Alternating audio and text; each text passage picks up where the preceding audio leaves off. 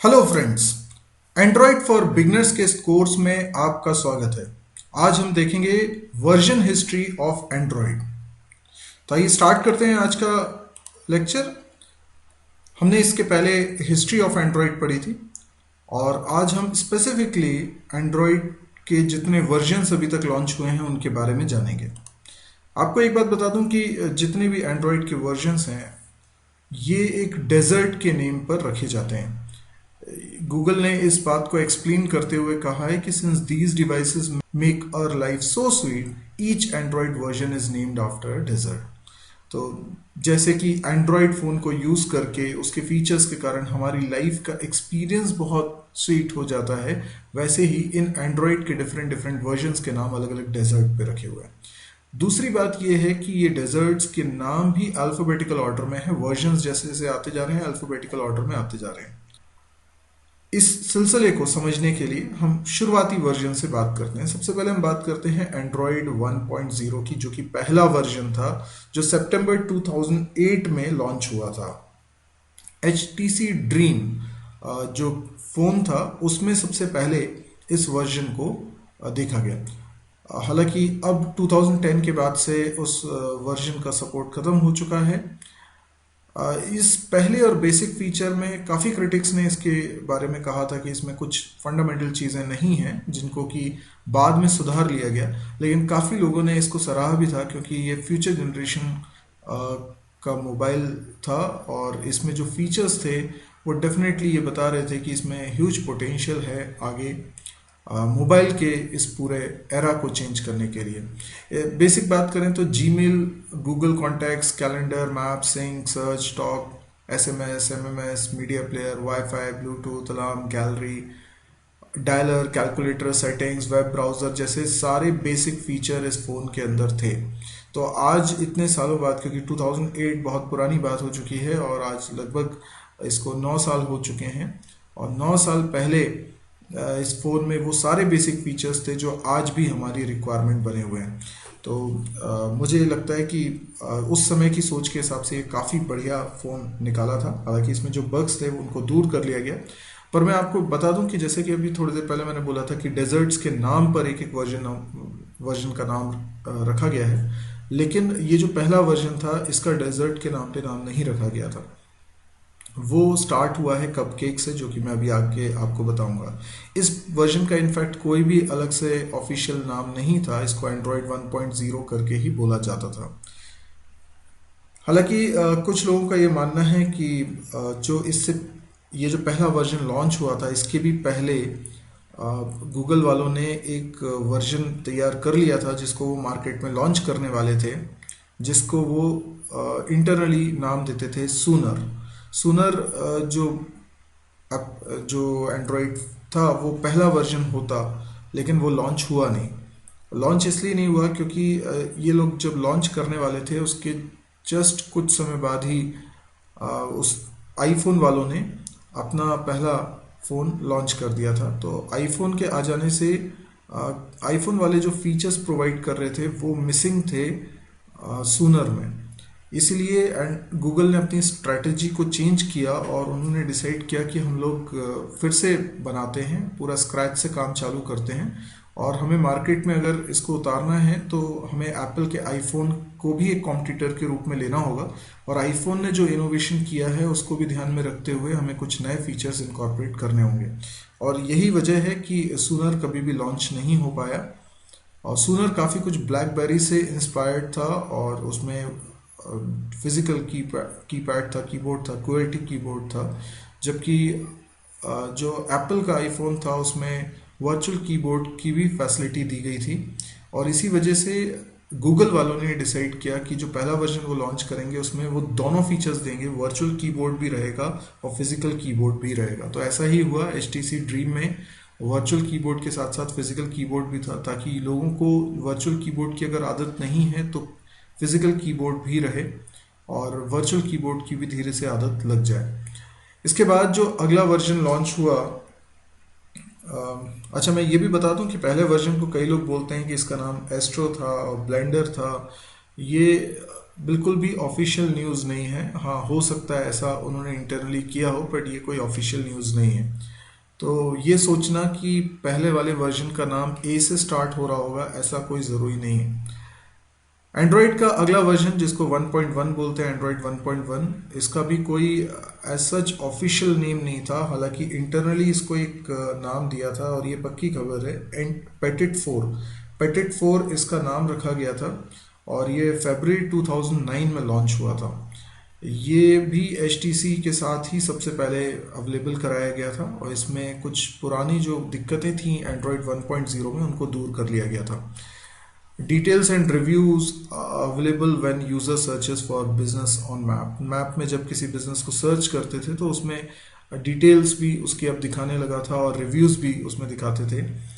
जैसा कि आप आज भी अगर अपने डेस्कटॉप कंप्यूटर से या लैपटॉप से सर्च करेंगे मैप को, गूगल मैप पे किसी बिजनेस को, तो उसमें वो उसका डिटेल तो देता ही है, साथ में रिव्यूज भी अवेलेबल कराता है। Ability to show hide dial pad, ये फैसिलिटी एंड्रॉयड 1.1 में आ गई थी। इसके अलावा जो अटैचमेंट्स मैसेजेस में आते हैं, इससे पहले वो सेव नहीं किए जा सकते थे, लेकिन अब इस वर्जन से वो भी सेव किए जाना पॉसिबल हो गया। इसके बाद जो डेजर्ट्स के नाम पर नाम रखे जाने स्टार्ट हुए, उसकी शुरुआत होती है एंड्रॉयड 1.5 से, और इसको पॉपुलरली हम जानते हैं कपकेक के नाम से। ये अप्रैल 2009 में लॉन्च हुआ था, और इस यहीं से स्टार्टिंग है। इससे पहले क्योंकि 2 वर्जन आ चुके हैं, इसीलिए डेजर्ट का नाम ए से स्टार्ट करने की बजाय उन्होंने सी से स्टार्ट किया, और इसके बाद से हर डेजर्ट के नाम में अल्फ़ाबेटिकल ऑर्डर को अपनाया गया, यानी सी के बाद फिर डी से होगा डोनट, फिर ई से क्लियर होगा। इस तरीके से नेक्स्ट वर्जन अल्फ़ाबेटिकल ऑर्डर में आगे चलते गए। पर पहला वर्जन जो कि डेजर्ट के नाम पे था वो कप केक था, और वो ए से क्यों नहीं स्टार्ट हो रहा है, सी से इसलिए स्टार्ट हो रहा है क्योंकि इसके पहले 2 वर्जन आ चुके थे, हालांकि उनके नाम ए या बी से स्टार्ट नहीं होते। अब कपकेक में काफ़ी सारी नई फैसिलिटीज़ आई थी। इसमें ऑटो पेयरिंग की फैसिलिटी आई थी, जैसे कि आप अपने मोबाइल को अपने लैपटॉप के साथ पेयर कर सकते हैं, और आप गाने सुन सकते हैं अपने मोबाइल के जो सॉन्ग्स हैं उसको आप लैपटॉप पे सुन सकते हैं। इस तरह की फैसिलिटीज़ इसमें आने लगी थी। कॉपी पेस्ट फीचर जो ब्राउज़र में नहीं था, वो इस वर्जन में पहली बार लॉन्च किया गया। जो कॉन्टेक्स्ट लिस्ट में यूज़र्स को हम फेवरेट्स में सेलेक्ट कर लेते हैं, यानी हम कुछ कॉन्टेक्स्ट को फेवरेट्स में सेलेक्ट कर लेते हैं, स्टार बना देते हैं जिससे कि उनको डायल करना इजी हो जाए। उन लोगों की पिक्चर्स भी हम उसमें यूज़ कर सकते थे फेवरेट्स में। ये नया फीचर आया। ऑटो रोटेशन इससे पहले तक फैसिलिटी नहीं थी। आप फ़ोन को रोटेट करते थे तो स्क्रीन भी रोटेट हो जाए, जिसको बोलते हैं ऑटो रोटेशन। ये ऑप्शन पहली बार कप केक में देखा गया। इसके अलावा इसमें एनिमेटेड स्क्रीन ट्रांजिशन था, यानी एक स्क्रीन से दूसरी स्क्रीन पे जब आप जाते हैं तो बहुत सुंदर ट्रांजिशन उसमें दिखाई देता है। तो ये सारी फैसिलिटीज़ इसमें थी, वीडियो रिकॉर्डिंग की, यूज़र डिक्शनरी के, और भी बहुत सारे फीचर्स इसके अंदर आए। इसके बाद अगला वर्जन आया एंड्रॉयड 1.6, जिसको हम बोलते हैं डोनट, जो कि डी से स्टार्ट हो रहा है। ये सितंबर 2009 में आया। आप देख सकते हैं कि 2009 में ही एंड्रॉयड का ये तीसरा वर्जन लॉन्च हुआ है, तो सितंबर 2009 में आया। इसमें सर्च बॉक्स को बहुत फास्ट बना दिया गया, स्क्रीन साइज भी चेंज हुआ। गूगल प्ले का सपोर्ट यहाँ से मिलना स्टार्ट हो गया था। तो गूगल प्ले के होने से बहुत सारी थर्ड पार्टी एप्लीकेशंस लोग डाउनलोड करके अपने मोबाइल फ़ोन को स्मार्ट से स्मार्टर बनाते जा रहे थे। मल्टीपल फोटोज़ को सेलेक्ट करके एक साथ डिलीट करने की एबिलिटी पहली बार डोनट में ही देखी गई है। इसमें कैमरे को भी फास्ट एक्सेस कर सकें, इसके लिए फैसिलिटी दी गई। तो इससे पहले कैमरा जब यूज़ करते थे तो प्रोसेस थोड़ी स्लो थी, लेकिन अभी इसमें थोड़ा फास्ट कर दिया था। तो ये फीचर्स के साथ डोनट मार्केट में उतारा था। इसके बाद एक्लेयर्स आया था। आप देखें ये भी 2009 में आया था। बहुत जल्दी जल्दी गूगल ने एंड्रॉयड के नए नए वर्जन्स निकालते गए, क्योंकि मार्केट में उन्हें अपना इम्प्रूव प्रोडक्ट सामने रखना था, और मार्केट में एक तरह की जंग छिड़ी हुई थी। और इसमें गूगल चाह रहा था कि एंड्रॉयड को एज अ लीडर मार्केट में बना दे। तो बहुत ज़्यादा एक्सपेक्टेशन एंड्रॉयड से लोगों को हो रही थी, तो इस दबाव के चलते बहुत जल्दी जल्दी वर्जन्स लॉन्च हो रहे थे। अक्टूबर 2009 में एक्लेयर वर्जन लॉन्च हुआ। देखिए ई से स्टार्ट हो रहा है ये। इसके बाद इसमें गूगल मैप्स नेविगेशन का सिस्टम भी इनकॉर्पोरेट किया गया, जिससे कि नेविगेशन बहुत इजी हो गया। आप अपने मोबाइल फ़ोन की होम स्क्रीन को कस्टमाइज कर सकते हैं। आप जो स्पीच जो बोलेंगे उसको सुनकर ये टेक्स्ट में कन्वर्ट कर देगा। इससे ईमेल राइटिंग वगैरह बहुत आसान हो गई थी। तो एक्लेयर ने काफ़ी सारे नए फीचर्स लॉन्च किए थे। इसमें मल्टीपल टच को भी सपोर्ट दिया गया। तो कई सारे गेम्स होते हैं जिसमें मल्टीपल टच, या फिर हम फोटो एडिटर या फोटोज़ को भी एक्सेस करते हैं तो मल्टी टच हम करना चाहते हैं।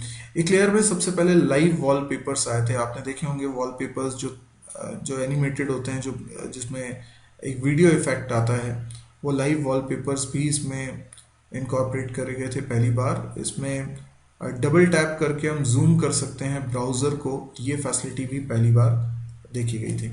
इसके बाद जो अगला वर्जन आया दैट इज़ फ्रोयो।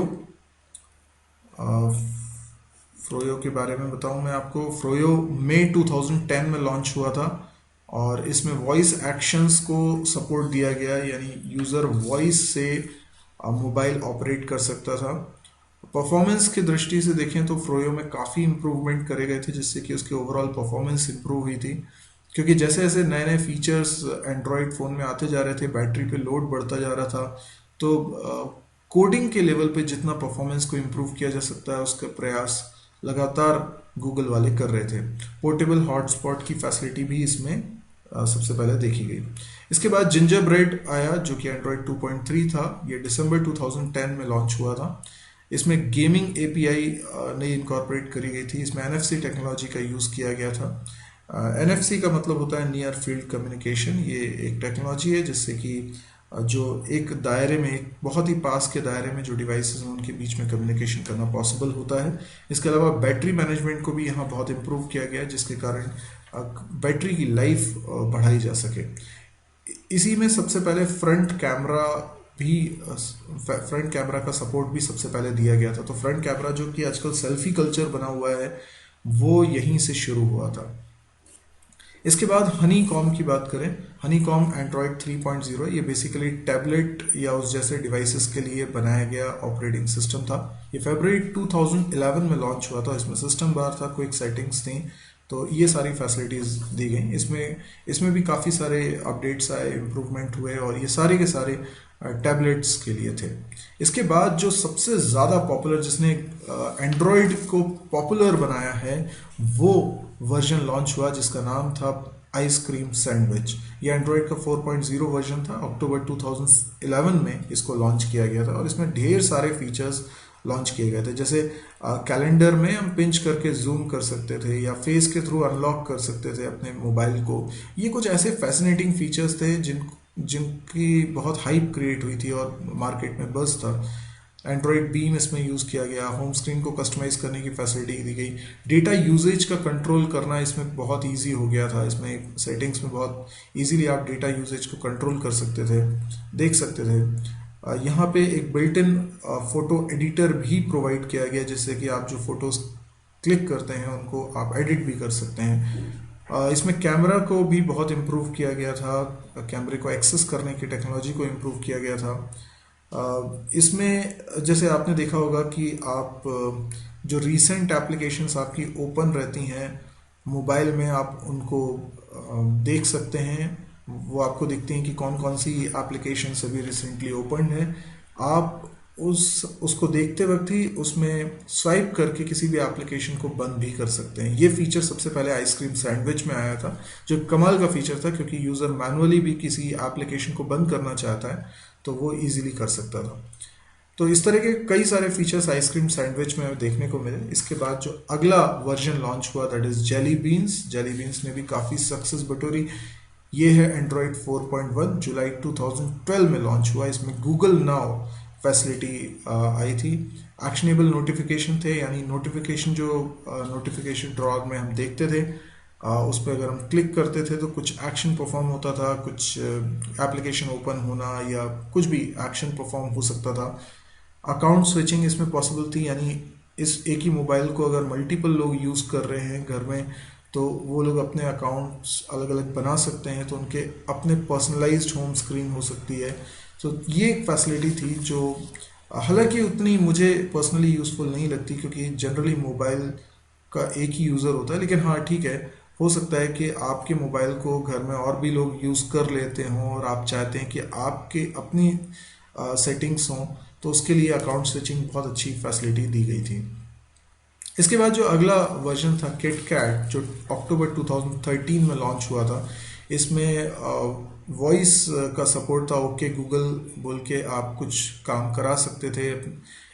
तो देखा जाए तो ये कहीं ना कहीं जैसे एप्पल में सिरी है, उसके कंपटीशन में उतारने की कोशिश की गई थी। और इमर्सिव डिज़ाइन इसमें थी, स्मार्ट डायलर है, ये सारी फैसिलिटी किटकैट में दी गई थी। यहाँ पे जब आप कोई एक एप्लीकेशन को यूज़ करते हैं तो जो एक्स्ट्रा आपको बटन्स बार्स आपको दिखाई दे रहे होते हैं स्क्रीन पे, आप उनको नहीं देखना चाहते हैं, तो ये फैसिलिटी थी। तो इसमें आप फुल स्क्रीन को देख सकते थे किसी एप्लीकेशन को यूज़ करते हुए। तो इससे क्या होता था कि लुक एंड फील काफ़ी बड़ा दिखाई देता था आपको। छोटे साइज़ के फ़ोन में भी आपको एक बड़ा व्यू देखने को मिलता था। तो ये फैसिलिटी किटकैट में थी। इसका इंटरफेस बहुत ही शानदार था। वायरलेस प्रिंटिंग की कैपेबिलिटी भी किटकैट से स्टार्ट हुई थी। इसके अलावा यही वो वर्जन है जिसमें एंड्रॉयड रन टाइम को यूज़ किया गया। इसके पहले तक डेल्विक रन टाइम था, और एंड्रॉयड रन टाइम के आने से जो कंपाइलर था, जो जस्ट इन टाइम कंपाइलर होता है जिसके थ्रू जावा के कोड्स एग्जीक्यूट होते हैं, वो काफ़ी इम्प्रूव कर लिया गया, जिससे कि परफॉर्मेंस वाइज ये काफ़ी बेटर हो गया। इसके बाद जो अगला वर्जन आया दैट इज लॉलीपॉप। आप देख रहे हैं कि अल्फाबेटिकल ऑर्डर में आ रहे हैं, JKL पे आ चुके हैं हम लोग। लॉलीपॉप, ये लॉलीपॉप एक बहुत ही पॉपुलर डेजर्ट कह लीजिए, शुगर कह लीजिए, जो कि बच्चे हर किसी ने यूज़ किया है अपने बचपन में। तो इसका एक बहुत मीठी यादें हर किसी को होती हैं लॉलीपॉप से रिलेटेड। तो ये एंड्रॉयड 5.0 वर्जन है, नवंबर 2014 में ये लॉन्च हुआ था।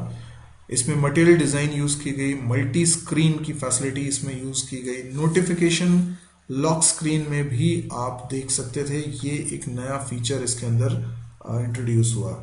बैटरी को काफ़ी इम्प्रूव किया गया है, जिससे कि बैटरी की लाइफ बढ़ सके।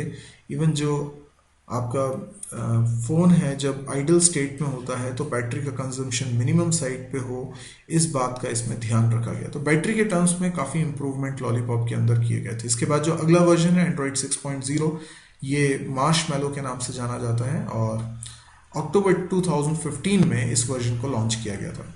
इसमें बेटर असिस्टेंस प्रोवाइड किया जाता है, इवन लॉक स्क्रीन में भी बेटर असिस्टेंस होता है। इसमें परमिशंस आप इजीली सेट कर सकते हैं। नॉर्मली ये होता था किसी एप्लीकेशन के लिए आपने एक बार परमिशन सेट कर दी थी तो आप इजीली उसकी परमिशंस चेंज नहीं होती थी, और वो थ्रू आउट द लाइफ उस परमिशन पे काम करता। अब हो सकता है कोई एक एप्लीकेशन है जो आपके माइक्रोफोन को यूज़ करना चाहता है, तो हम नहीं चाहते कि पूरे समय वो उसको यूज़ करता रहे, तो हम कभी भी परमिशंस को चेंज कर सकते हैं बहुत ही इजीली।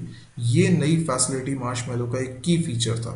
इसके अलावा इसमें बैटरी का ऑप्टिमाइज यूज़ करने के लिए भी बहुत कुछ इम्प्रूवमेंट करे गए, जिसके कारण जो इसमें डोज फैसिलिटी इंट्रोड्यूस हुई, जिसके कारण जब आपका मोबाइल फ़ोन आइडल स्टेट में है, मान लीजिए बहुत कम बैटरी है लेकिन रात को आप मोबाइल को आइडल स्टेट में रख देते हैं, उस समय ये बैटरी को ऑलमोस्ट नेग्लिजिबली यूज़ करता है, और जितना आप देखते हैं रात को चार्ज था लगभग उतना ही सुबह तक भी वो आपको मिलता है, क्योंकि आपने कोई भी एक्टिविटी इन बिटवीन नहीं करी है। तो अगर आपने अलार्म सेट किया है तो ऐसा नहीं होगा कि मोबाइल की बैटरी ख़त्म हो जाने के कारण वो बंद हो गया और वो अलार्म नहीं बजा है, ऐसी दिक्कतें अब आना बंद हो गई। तो ये एक बहुत ही कमाल का कदम है एंड्रॉयड वालों का। जो लेटेस्ट वर्जन आज की डेट में हम लोग यूज़ कर रहे हैं, जिस समय मैं इसको रिकॉर्ड कर रहा हूँ इस वीडियो को, उस समय तक जो मार्केट में लेटेस्ट वर्जन है वो है एंड्रॉयड 7.0 नोगट इसको बोलते हैं। ये अगस्त 2016 में लॉन्च हुआ था। मैं आपको बता देना चाहता हूँ जो नेक्स्ट वर्जन आने वाला है वो ओ से स्टार्ट होगा, क्योंकि जैसे हम अल्फाबेटिकल ऑर्डर में बढ़ रहे हैं इनके बाद ओ आता है, और ओ से क्या नाम रखा जाएगा अभी इसके कयास ही लगाए जा रहे हैं, लेकिन अभी असली नाम क्या होगा इसको रिवील नहीं किया है गूगल वालों ने। 31 मार्च में इसका अल्फा वर्जन आ चुका है जो ओ से स्टार्ट होने वाला है, और अ, वो कंपनी के ही एम्प्लॉयज़ यूज़ करके उसमें इम्प्रूवमेंट कर रहे होंगे। इसके बाद इसका बीटा वर्जन जब आएगा तो मार्केट में हमें पता चलेगा कि एक्चुअल में इसका नाम क्या रखा गया है।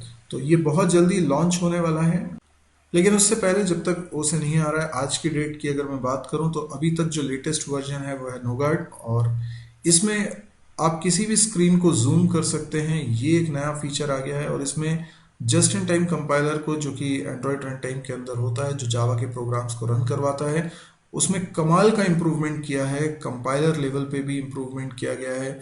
तो बहुत ज़्यादा इम्प्रूवमेंट आपको देखने को मिलेगा यहाँ पर, और लगातार हम देख रहे हैं कि हार्डवेयर लेवल पे और सॉफ्टवेयर लेवल पे गूगल इसमें इम्प्रूवमेंट करता जा रहा है, ताकि रिसोर्सेज को इतना ज़्यादा एफिशिएंटली यूज़ किया जा सके कि बैटरी की लाइफ ज़्यादा हो। क्योंकि होता ही है कि जितने भी स्मार्टफोन होते हैं वो बैटरी बहुत कंज्यूम करते हैं, तो आपको दिन में कई बार दो दो बार भी चार्ज करना पड़ता है।